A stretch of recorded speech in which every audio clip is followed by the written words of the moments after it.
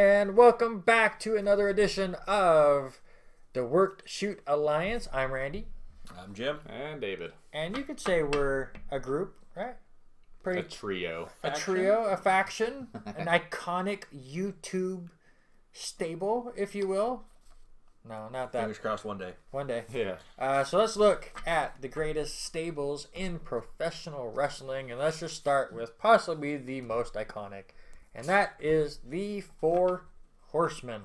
Woo. Obviously, you're looking at just some of the greatest wrestlers of the 80s that come together. They mixed and matched at all, but it's mostly Ric Flair, Tully Blanchard, and the Andersons, Ole and Arn, is the one I most think of when I look at the Horsemen. Not a group I watched live. Mm-hmm. The one I watched live was Anderson, Benoit, Mongo, and Hennig. I think so. And Flair was just a manager, I or think. Jarrett was popping. Or was Anderson Anderson was Anderson the manager? So it was Flair, I think so. Hennig, Mongo, Steve Mongo McMichael, Mongo and Hennig Chris going Benoit. at Or it was for their Dean spot. Malenko in that? I don't think Malenko ever. Malenko came in eventually because it was Arn, Flair, Benoit, and Malenko. But anyways, those are the what am I saying? That was the Generic last four. version of the Four Horsemen that you would get at the grocery store. Better than Paul Roma, though. Do you think Steve Mongo McMichael was better than Paul Roman? Yes. Okay. But anyways, let's just look at the iconic four. I mean, to me, if that was a stable, if those four were in now, they would be the Undisputed Era. One would have the World Championship, one would have the Middle Tier Championship, and you'd have the tag team. And I think that's kind of what they've put the Undisputed Era as, which you kind of have the workhorses that are the tag team. But the great thing about those four is they were all fine on the mic. They had different styles. Yeah. I mean, Flair was the most iconic on the mic, of course, but Blanchard could cut a great promo, and Arn and Ole were just down to business. We don't care. Then you have J.J. Dillon there just as a hype man, and kind of hold the belt. What do you guys think of the Four Horsemen? Yeah, it was pretty iconic. We both said it wasn't our time at first. Because the Four Horsemen we know of are not what people would want to think of the Horsemen as. Right. But yeah, there was, looking back at the old Starcades and Clash of the Champions and all that, it was the group. The women loved them. Guys hated them. Guys wanted to be them, though. And it was, they were the NWA back then. And I think they helped keep everything afloat. Mm-hmm. And Flair, of course, too. Like, Flair on his own was enough, but he had three great backups, and they lived the gimmick as well, too. So. I will say, in defense of the newer era of Malenko and Benoit, I thought those two fit the mold perfect. They did. The rest didn't. Well, yeah, I mean, before those guys, not so much. You put those two in there, and you could put them with, I mean, when they ended up being the Radicals, I don't know, Perry Saturn and Eddie Guerrero really would have fit the mold for the Four Horsemen, but I think those two alone there, you could have put them with a couple other guys, and it would have made a brand new Four Horsemen era if you left Flair and Arn as just the managerial spots or like the tutors. But I think those two there in defense of the new era fit the Four Horsemen mold. We speak about the different iterations of the Four Horsemen. Let's talk about the New World Order, which in the Hall of Fame, it's the WWE buddies that get in. Hogan, Nash, Hall, and X-Pac, even though X-Pac was 6, so he was the 6th member, so he wasn't even part of the original. I figured it was just going to be the trio. Yeah. I don't know why they put Sean Waltman in there other than he's buddy with Triple H, I guess. But the original 3, Hogan, Nash, Hall, then you had DiBiase, and then I've lost track. I forget who the 5th guy was. Giant. Vincent. Or the Giant was 5, then 6, then Vincent showed up, and then Bagwell and Steiner and Stevie Ray and everybody. Michael Wall Everybody. Street. And then you had the Japanese version of the NWO. There's like 40 members. Masahiro Chono. Or so, half the roster. I know Bischoff says that the original plan was the New World Order to get their own Monday show, and then WCW is going to be on the Thursday show, which is always weird to me. So your best show is Nitro, and they wanted this upstart NWO group to take over Monday, right? And then you hear these stories when they had WWE versus WCW, and the original plan was to have WCW on Mondays and WWE on Thursdays. What did they hate about Mondays? That's the iconic day. Every time they were going to split up and do that, it was always the second faction was going to take over the main show. I don't know. The Order, fantastic gimmick that just went too far. Yeah, I loved it. Like before this, I was thinking I'm going to argue for NWO number 1. But I'm also thinking I could also argue them to be number 6 because they. Which year do you want to talk about? Yeah, exactly. Because at first it was you never seen anything like it, the beat downs and everything, and then they give you NWO Sold Out '97, and which for my money is probably the worst pay-per-view I've seen in my life. We'll cover it. We gotta show that. Well, it's already out now. Oh, but it was pathetically awful. It just NWO hype, and it was in Iowa, I think. The fact that NWO Sold Out is a WCW wrestler versus NWO wrestler, which you wanted. Yeah. But every NWO wrestler had the same one of two themes. Yeah. You had the B Squad NWO theme and the regular NWO theme, and you heard it over and over. It's terrible. What do you think? New World Order, again, you didn't see anything like it, especially Hogan doing the heel turn. Nobody saw that coming, and when it finally happened... Heenan did. Well, yeah, I knew it. Heenan's like Nostradamus when it comes to wrestling. Mm-hmm. But no, you hadn't seen anything like it until shortly thereafter when they do it again, which we'll be talking about on the next topic. But you don't see these guys... Like, Hall and Nash came in, and they were... the quintessential bad guys. You knew that was going to happen. And then they talk about a third member, and then you get Hogan jumps into that. And you didn't see it, but then you start building character after character, wrestler after wrestler into this stable, and just becomes so overwhelming and so overpowering that it just kind of ruins Nitro. 7 limos showing up. It was ridiculous. Crossover here with the New World Order at the same time. Half of the Clique members went over and started the New World Order. The other half started Degeneration X, which was Shawn Michaels, Triple H, Chyna, and Rick Rude. Rick Rude, thank you. I kept wanting to say Paul something, I was wrong. Rick Rude, which Rick was also the first person to be in both the New World Order and Degeneration X. Jim, can you name the other 2 people that have been in both? X-Pac. Yep. And... I knew I'd stump him. Oh, I'm going to stump you too? HBK. Shawn Michaels in the WWE version of the New World Order came in, super kicked Booker T and all that. But anyways, so DX. That shouldn't count. WWE version shouldn't count. It counted. He was going to infect his creation. Poison it. So you had Shawn Michaels, Triple H, Chyna, Rick Rude in the first iteration, and then Shawn Michaels has back surgery, so then he's gone. Rick Rude is gone to the New World Order, so then it was Chyna, Triple H, X-Pac, Road Dogg, and Billy Gunn, and it was them. Did Kane ever officially become a member? I think he just said "suck it" the one time. Suck it. Howard Finkel, I think was an honorary member of DX at one point. Hornswoggle tried. He tried really hard. A lot of iterations of DX. I liked it, honestly, sadly. I know DX was huge for me, and it was perfect years, teenage years, so it was great. I kind of like the family-friendly, goofy DX that Shawn Michaels and Triple H were doing in the mid-2000s. With Vince loves cock. And,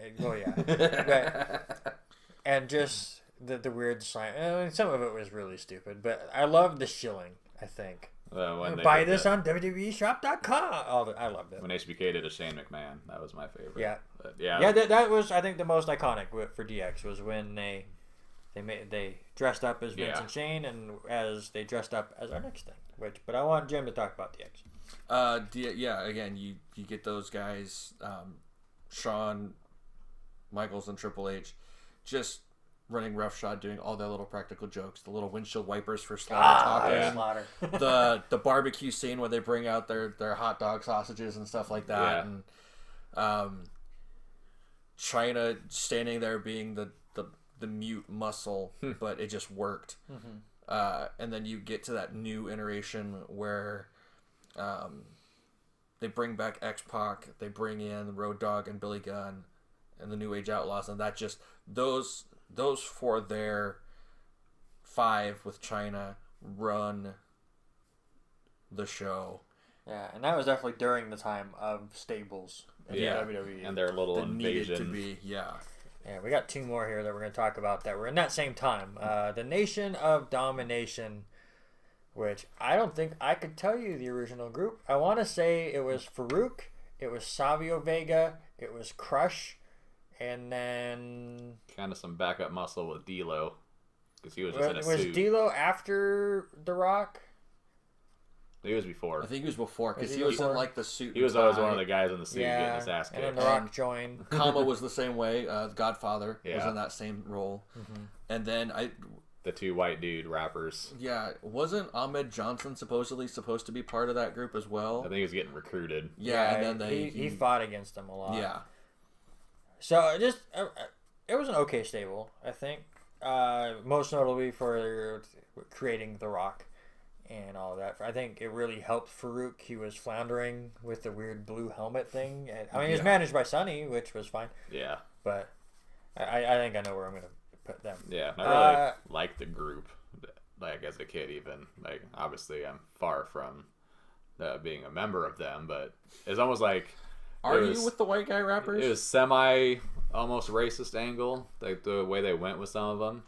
Then it just made it for good TV. Because he always, like, when Fruit got a title match, like, he got in Vince's face, like, oh, you're just mad that a black man's getting a title shot. And it was, like, kind of rough to watch, but it made it interesting. Well, it's really funny to me, because when I remember the Nation of Domination, I think it's like exactly what you're saying, the racist angle and the Black Panther thing in the 60s or 70s. It was kind of, I think, where they were going. And then, like I said, when you think of the original members of Nation of Domination, I just said Crush and Savio Vega, who are definitely not African American, which is funny because then they split off and created their own racist stereotype groups.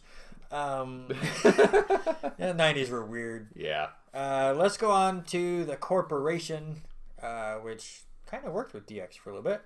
And it also worked with the Ministry. There's a lot of iterations of the Corporation, and it started to get like the New World Order, where there was a moment where Vince would come out and 20 guys walked out. Yep. Okay. Like, I liked the group and the idea of it. Like you said, it was like, I think Boss Man and Shamrock were 2 main members I remember. And, of course, Vince and Shane, and I think they even got Triple H in there eventually. Triple H. Yeah, he turned on DX at that point. Yeah, and it was this revolving door a little while for a bit. I think that Test and all that. It was just, I enjoyed it, but of course, at least they kept the same leader for it. Then they got Corporate Ministry and all that good jazz too. But yeah, I was going to write down all of the members on each of these, but then when I thought about the New World Order, I was like, nah, I'm not doing this. Any word on the Corp? The Corporation, we were saying revolving door after a minute, kind of like the New World Order, but the most notable ones for me were like Vince, Shane, Boss Man, Shamrock. You know, you get those guys in there, and then you get supporting cast with even Triple H coming in, and you know, like I said, these guys, the Corporation, Nation Domination, DX, all going on at the same time, along with the motorcycle group, DOA. Yeah, DOA, Dead like on you, the Arrival, Los Boricuas or whatever, which was Savio Vega's group. What I liked about all of those groups going on at one time was it gave somebody something to do.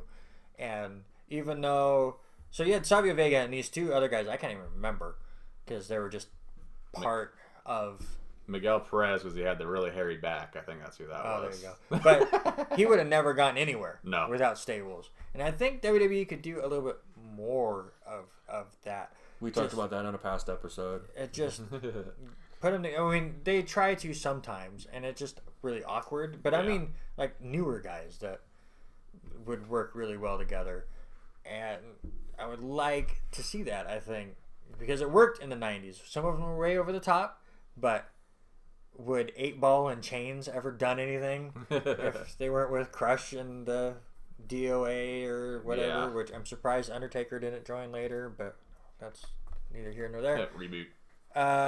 Let's go with the last one, and I'm a little sad that we didn't get the Undisputed Era on there. I know if we do get comments, it'll be where are they? But they're still new, and they're still working on it. But you could not do this list without Evolution, which was the Four Horsemen point 12.0 at this point. It's been redone a lot, but it was Ric Flair and Triple H, and then Randy Orton and Batista, which was supposed to be Sean O'Hare? Or who's the other one? Sean O'Hare, I think, was supposed to take... Stasiak. One of those two, because they were a tag team at one point, I thought. Yeah, I think it was Stasiak that was supposed to be Randy Orton's gimmick. And instead, he just runs into everything. But this, obviously, the name fits itself. Ric Flair was the 80s. Triple H was the 90s. Well, and early 2000s and stuff. And still now. And then Orton and Batista were the future. And that was the whole thing. Then, now, forever, ha ha ha. WWE gimmick was Evolution. I love their gimmick. I mean, yes, it was a Four Horsemen ripoff. Did the whole suits and the jets and the limos and stuff. But as a group, just all of them could go on the mic. Well, I mean, Batista got there eventually. But, I mean... Do what I want. Okay, never mind. He still never got there. But Orton was fine. But you had Triple H and Ric Flair that could run the stuff. And he's basically using Orton and Batista to hold his title, which was the reason for the breakup, which was great. I loved it. Very awesome. Yeah, huge. They all held a belt at one time. You had Flair and Batista as the tag champs, Orton as the Intercontinental champ, Triple H as the world champ. Basically, like what we said, the Undisputed Era is doing right now. Or they were at the time of recording this. That they've lost the belts at this point. Yeah. But I think what I liked about them is, like, they always seem to have an issue with each other even. So it seemed like more real. It's not like, we're four guys, we never fight. Like, even, I think it was the 04 Rumble.